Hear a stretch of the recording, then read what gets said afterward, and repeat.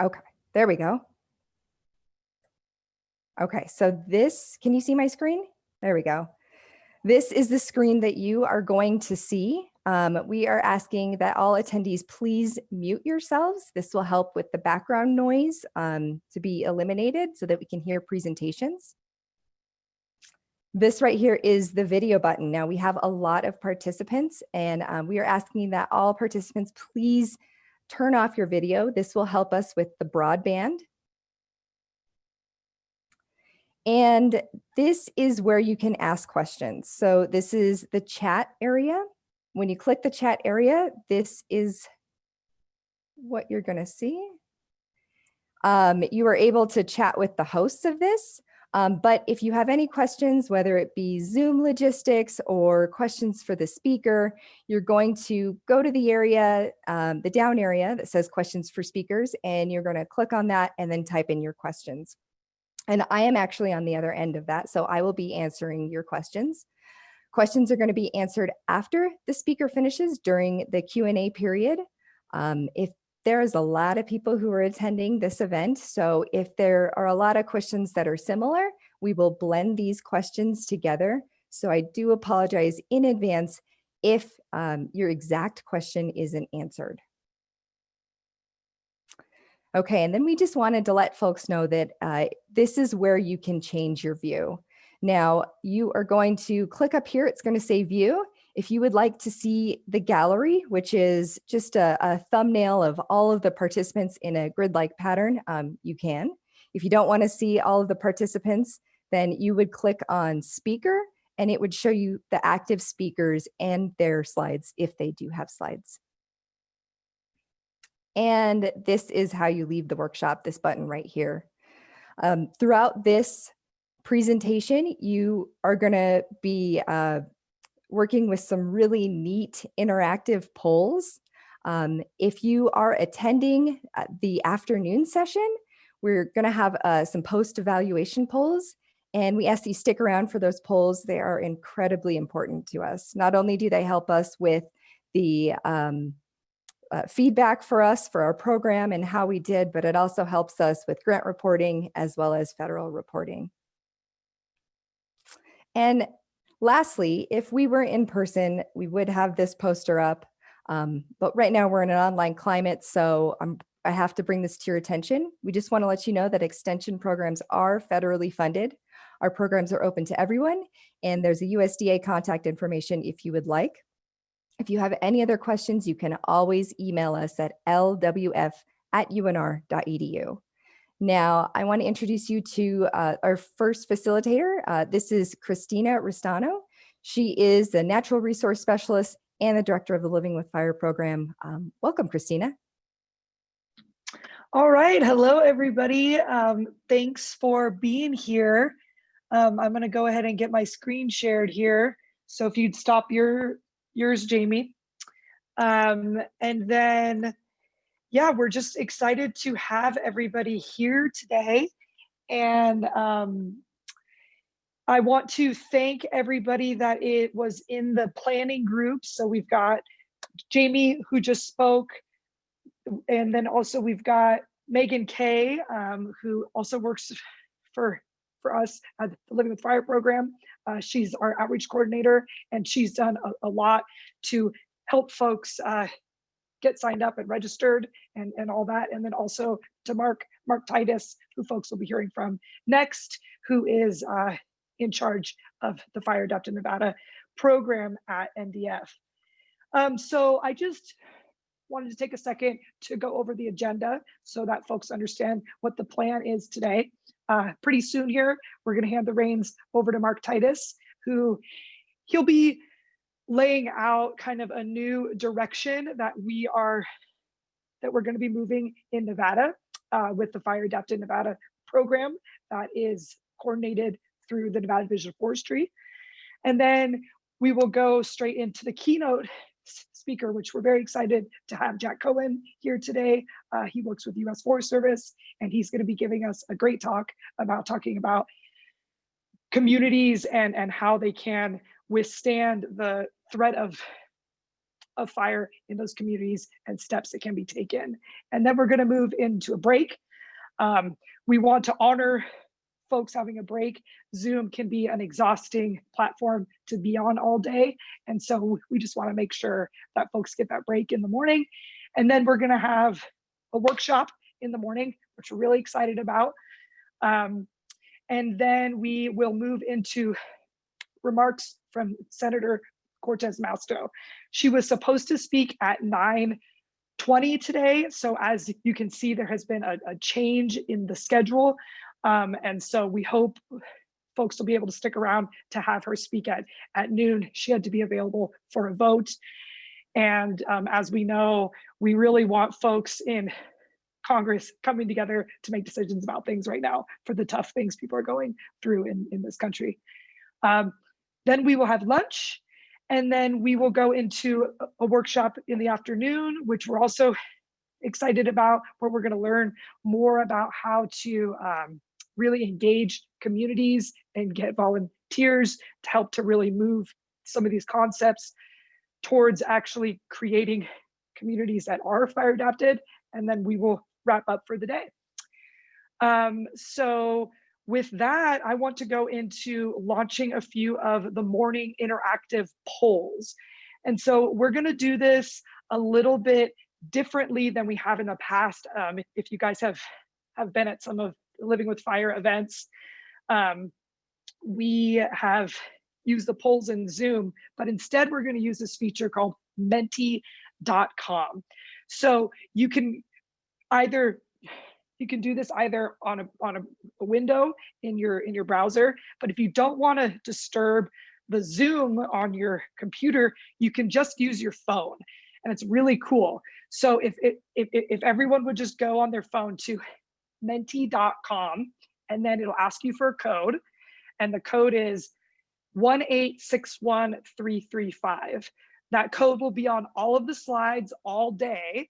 And then you will be prepped to answer the following questions that we ask. It's pretty straightforward. If you have any questions or confusions with it, feel free to send a note to Jamie in the questions for speakers. So our first question, we just want to see where people are from. So which Nevada county are you from? If you aren't from Nevada, say where you are from.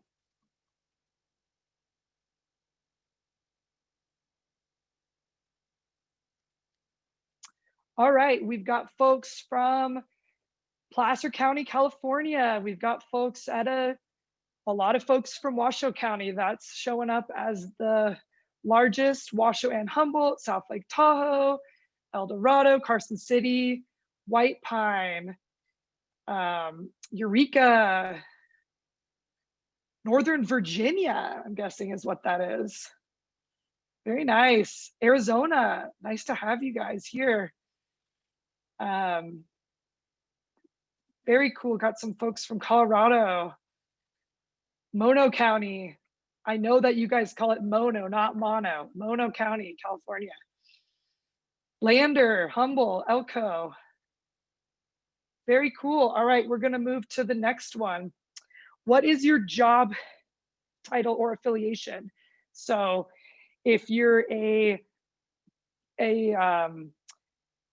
person that is just affiliated with a community, you can say that. You can say you work for a certain agency, whatever makes sense to you. There are no rules. All right, we got some fire chiefs, people that work in forest fuels, neighborhood leaders, state forester. Oh, that means that we've got Casey on. BLM inspector, neighborhood leader, supervisor education, hydrologist. We got a nice cross section of folks here. And I like that we've got fire adapted communities staying in the middle, as most folks here, their affiliation is with their fire adapted community, which is great. Land trust, community consultant, school safety, very cool. This is so neat to me to be able to see where everyone's from and what everyone brings to the table. Tribal fire and water, RFMO, Regional Fire Management Officer. Okay, very cool. All right, moving on to the next one. What are you hoping to gain from the summit today? This can be a short answer. This one doesn't have to, it's not going to be a word cloud, but we just want to gauge how are people, why are you here? What are you hoping to learn? And we'll let those start to trickle in. Collaboration, that's what I would say too. How can we find success, networking, increase understanding of adaptive communities, community concerns, network,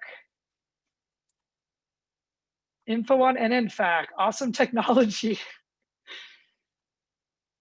What else do we got? Refocus on community prevention, outreach and collaboration, latest updates on the organization, info on fan initiative. Well, we are hoping to give you guys all of this information, so you're in the right place. Collaboration, networking lessons, networking community concerns, keeping neighborhoods safe, how to reduce risk of fire in our community, familiarity with the community, neighborhood safety, ways for local fire districts to work better with the communities. That's a great one. Partnering, understand the breadth of work being done. Get our neighborhood project started with US Forest Service parcels. A lot of really good comments and ideas here. Thanks to everybody for participating in the polls and all of this. So we will be using this throughout the day. The code will not change. You can keep it open on your phone and it'll just track which slide I am on. If you have to go away from it to do some business on your phone, that's fine. You can go back to menti.com and re-enter the code and you will be just fine. So with that, I am going to end this and I'm going to introduce Marc Titus to come on and speak. We ended a little early, Marc, as you wanted so that you would have time. We've really enjoyed working with Marc over the past year since he started, and I only started in my position in August 2019. We formed a great partnership. Marc has amazing ideas and a lot of new energy to bring to the program and to the partnership. So I'm excited to introduce Marc Titus, who is a staff specialist at the Nevada Division of Forestry and also the executive coordinator for Fire Adaptive Nevada. All right, Marc, take it away. Thanks, Christina. Hello, everybody. It's good to be here. And sorry, I just have, sorry about that, having my screen pop up with just me. So how do I stop that, Christina? Got it. Understood. All right, so here we are. So good morning, everybody. We're here to kick off Fire Adaptive Nevada. And many of you are here because of what we used to call the Nevada Network of Fire Adaptive Communities, and affectionately known as NFAC, double N, two N's. A few months ago, when all the activity was happening in the West, and I have to say we did dodge a bullet here in the state of Nevada with the fire season, but watching our neighbors burn this season, watching our firefighters be put into the positions that they've been put into, and watching communities burn completely to the ground is getting kind of tiresome and old for me personally. And so what we did is we kind of took a look at what we've been doing here in the state of Nevada, and we've been looking at what others in the other states have been doing, and recognized we kind of needed to go back to our roots. And our roots are contained in the National Cohesive Wildland Fire Management Strategy.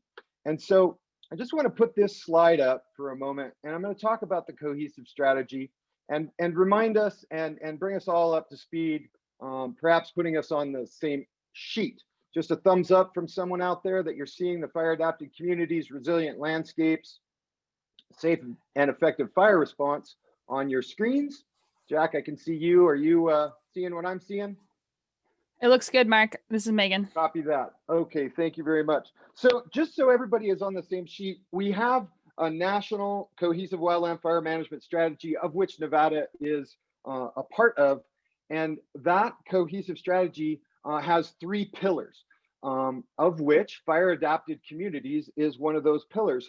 But oftentimes I think in the fire adapted communities pillar, we tend to forget about the other ones. So I'm going to bring us back all up to speed that there are 2 other pillars to this cohesive strategy. One being safe and effective wildfire response. We see that on one side of the Venn diagram, and then resilient landscapes on the other.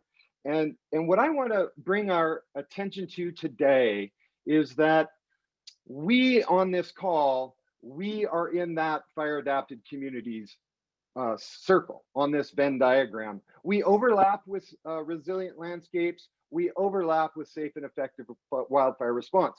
And let me say it like this. I'm in a community, and so there's homes, there's fuel. Sometimes we consider homes as fuel. There's wildland fuels in communities.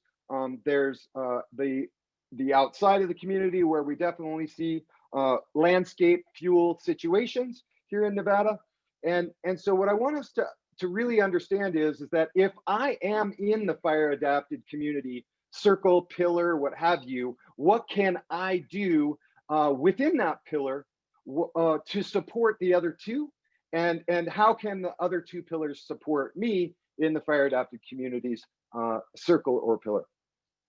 We often think of fuels reduction projects here across the West as being a very primary consideration to effectively supporting community wildfire hazard mitigation.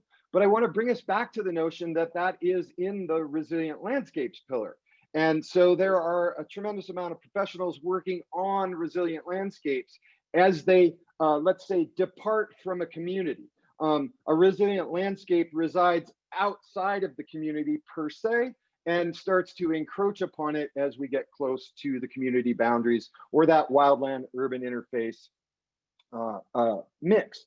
And so back to, and then there's safe and effective wildfire response. What we see there is that, you know, those are the folks that come and put out fire, initial attack, what have you. Evacuation planning is in that pillar, a very important component. And again, recognizing that there are 2 other groups, if you will, working on this problem, and we are the 3rd group in fire adapted communities. Now, what is very important is this, and Tom Tidwell, a previous chief of the U.S. Forest Service, said this: each side of this triangle, if you look at it as a triangle, contributes to fire protection in the wildland urban interface. If you remove any one side of that triangle, the whole thing collapses. So I want to focus us today, everything today, on the fire adapted communities part of this triangle. And I do believe it is time to pivot away from the notion of a network of fire adapted communities towards a holistic view of what it means to be fire adapted in Nevada. Fire adapted in Nevada, or fire adapted Nevada, is really ultimately a description of a desired state, and fire adapted communities, again, you keep coming back to it, is a pillar within the cohesive strategy. And so what can I do in the fire adapted communities pillar? What it means really is that we have to better understand where our risks are, and we do that by a thing called community wildfire protection planning. So let me highlight what fire adapted Nevada is. Fire adapted Nevada, again, is that desired state. We will always be striving for it. And in order to get there, we're going to bring in some national programs and national collaborations to help us here in the state of Nevada. So let me say it this way. A home that doesn't ignite is a home that doesn't burn. if I was live in an audience, I'd ask you to raise your hands. Is that a true statement? If a home doesn't ignite, can it burn? I've never in my career seen anything that didn't ignite burn. And so what we're really emphasizing today is there are steps, and Jack Cohen will be here to tell us more about that.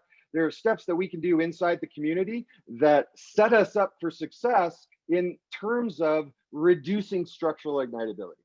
And so a part of Fire Adapted Nevada, a very key and significant part of Fire Adapted Nevada, is reducing structural ignitability and creating ignition resistant communities. Now, if you look back to the, I'm still sharing the screen. If you look back to the resilient landscapes and safe and effective wildfire response, we can start to see where we're blending into those two other areas.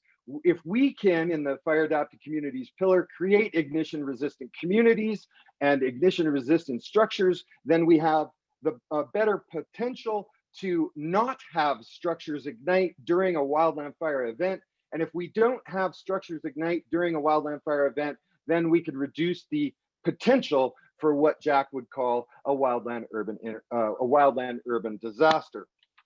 And so the emphasis on the Fire Adapted Nevada is to engage these 3 national programs to help Nevadans and help the agencies support community members in and on this journey. And so we're going to be rolling out 3 national programs to facilitate that. One being the FireWise USA program. And let me stop there for a second. We have, in the state of Nevada, we have 2 FireWise USA sites that have been recognized for their efforts for over 10 years. And we have now 3 new FireWise sites that have just gone through the onboarding process. So we've seen Crescent Valley and Biawaway and Eureka Diamond Valley in north central Nevada be FireWise sites for the past over 10 years. And we've welcomed now DeAndrea, Warm Springs, and Sierra Canyon into the FireWise USA fold as well. We also have a number of legacy NFAC chapters that will begin the onboarding and conversion process after the beginning of the year. So that is the FireWise program and how that will help us engage communities to support themselves with support from us, the agencies. And so one of the buzzwords I'd like for us to think about here is, regardless of if you're in a community, you're in the resilient landscapes pillar or the safe and effective wildfire response pillar, recognize this, say this to yourself, they can't do it without us, okay? They can't do it without us. That means if I'm a community member, the fire service can't do it without me. If I'm a fire service member, the communities can't do it without me. If I'm a forester worried about the resilient landscapes, I can't do it without safe and effective fire response and fire adapted communities. Just remember, no matter where you are in this Venn diagram, they cannot do it without us. So now, another program we're going to bring in to help with the safe and effective wildfire response is called Ready, Set, Go. And we'll be working with our fire district partners to support the implementation of that. And the last program that's very important is called the National Fire Adapted Communities Learning Network. And the Learning Network will take the place of what we had envisioned for the Nevada Network. So we will be rolling out the Fire Adapted Communities Learning Network next year. And so stay tuned to that part. We will be creating our own state network of practitioners and community members and key players across the state to ultimately try to, and with the goal to move the needle, to actually make systematic change here in the state of Nevada that is also congruent with our neighboring partners and the national direction on this very significant issue called community wildfire hazard mitigation. So taking a breath, let me return back to CWPPs, or Community Wildfire Protection Plans. One of the first things that we will be doing, and there will be there will be guidance coming out after the first of the year from our office, from our state forester, regarding how we will be updating the community wildfire protection plans at the county level. And we are diligently creating that guidance today. And I'm very excited to share that after the first of the year, we will continue our updating of CWPPs. We have already begun this process in Washoe County, Douglas County, and Clark counties, with Lyon County next on the list. And these priorities are based on the fact that we have most of our fires in the Sierra Front, as well as we have some grant funding to support our efforts in this wildfire planning update. So a fire adapted Nevada is ultimately where we want to go. And I encourage each and every one of you in the audience to recognize whether you're in whichever pillar you're in. Again, they, meaning everybody else in the other pillars, can't do it without us. And let's focus finally on this, the program for today. The program for today really outlines the roadmap, or the toolbox. So we are truly creating the toolbox today for a fire adapted Nevada. And so I want to make sure that, or I want to say that we will have, speaking next, we'll have Jack Cohen, and I'll introduce him here shortly. But we also have the national program managers for Firewise USA. We have the national program manager from Ready, Set, Go, and we have the national program manager for the Fire Adapted Communities Learning Network. They will be giving a presentation later this morning, talking about how these programs intertwine, how they work together, and how we can leverage it here in the state of Nevada towards our success in creating safer, more ignition-resistant communities in our state.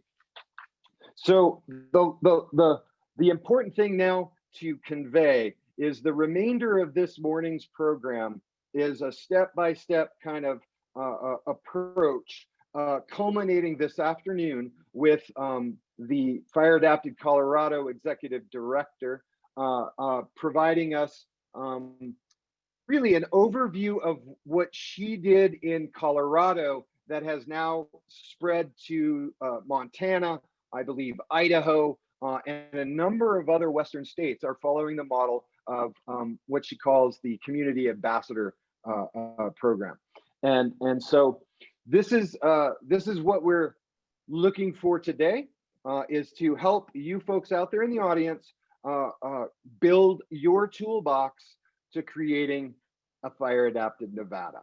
And so on that note, I'm going to stop.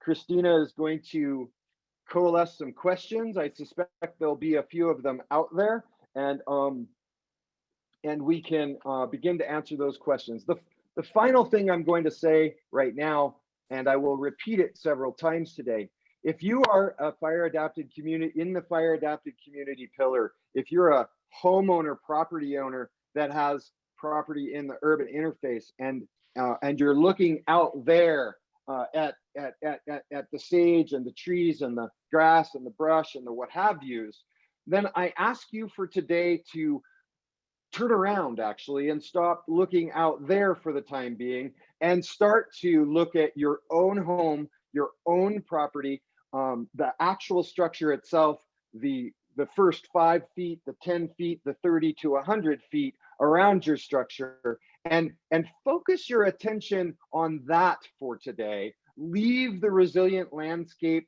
pillar aside for today, AKA hazardous fuels reduction. Leave the safe and effective wildfire response to the side today, and solely focus your attention on what our presenters are going to share about what you can do with your home and in your community to make them more ignition resistant.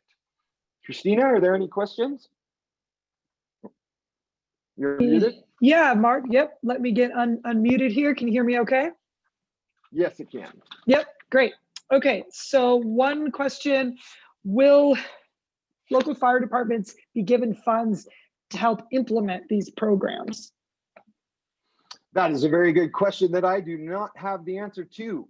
And as the Okay, state that's what I figured. staff specialist on fire adapted communities, it is my goal to carry that conversation forward. We do recognize the need for that, but I can't answer it today. But what I can say is that I carry that question forward, and I'm always advocating for that to happen. Yep, great. There aren't any other questions trickling in right now, but I can ask some questions to get things catalyzed here. So just so folks are clear, from what you and I have discussed, this concept of moving into just kind of renaming us is really so that we are focusing on all of the pillars of the cohesive strategy as a Fire Adapted Nevada program.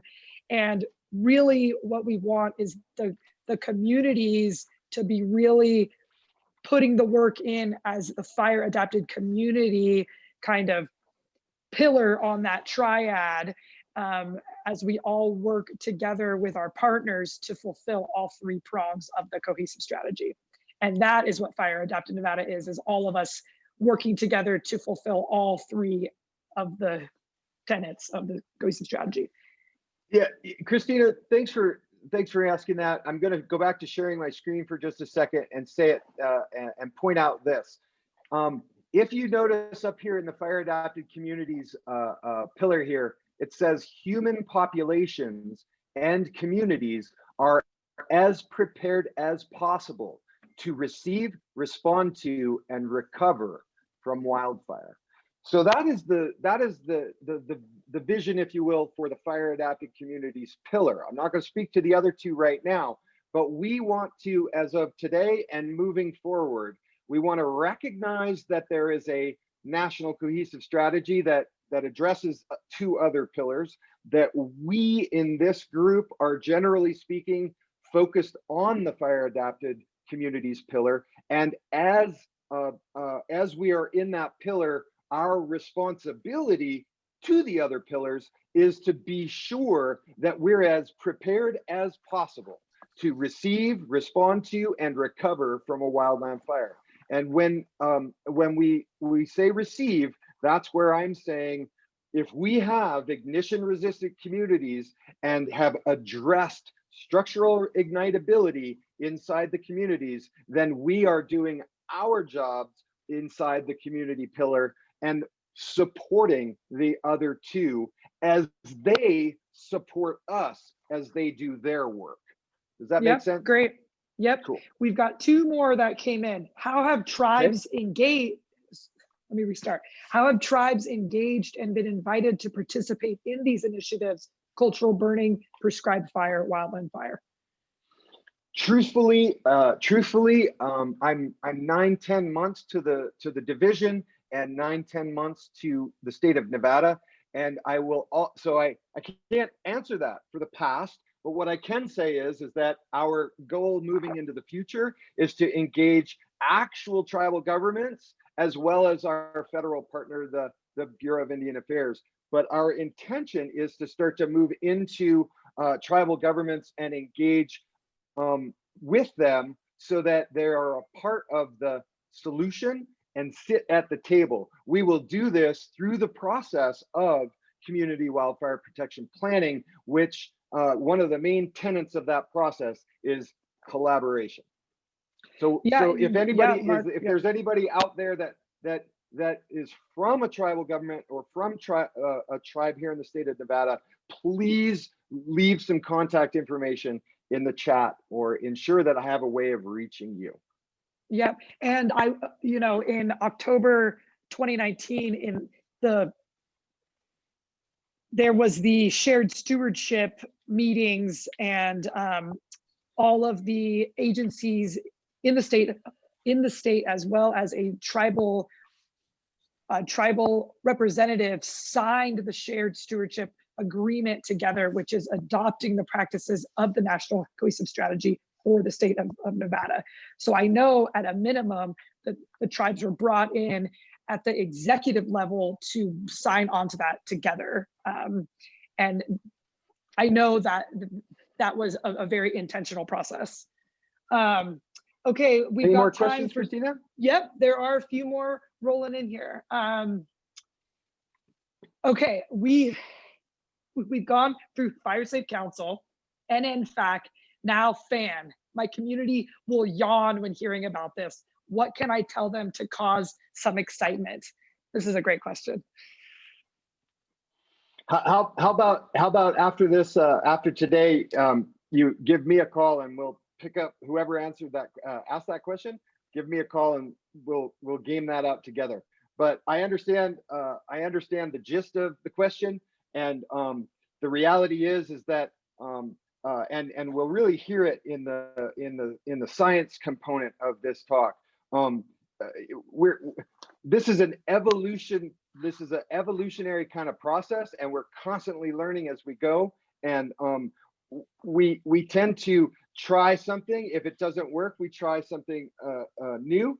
And what we're doing now is definitely trying something new here in the state of Nevada. We're bringing in some national programs that have received much efficacy through their national rollout. Firewise USA has been around for 20 years, Ready, Set, Go for almost a decade. And so we're excited by the fact that we have new momentum. And to the person who asked that question, or maybe the many who asked that question, please reach out and we'll discuss how we can build momentum in your community. Okay, one more question, and then we have to introduce Jack and get going on the keynote. So let's have a short answer to this, Mark, if you can. Copy What that. role do developers, realtors, and local zoning officials have in making fire adapted communities? And how can we address incentive? How can we be addressing incentive systems to build in the WUI? Copy that. It's So, worded a good little bit news. strange, but yeah. Here's the bottom line. A fire adapted Nevada, again, is an evolutionary kind of process. We are constantly evolving towards the desired state of being fire adapted. One of the things I said earlier is we want to move the needle. So building codes, code enforcement, all of that kind of stuff is a part of our future state.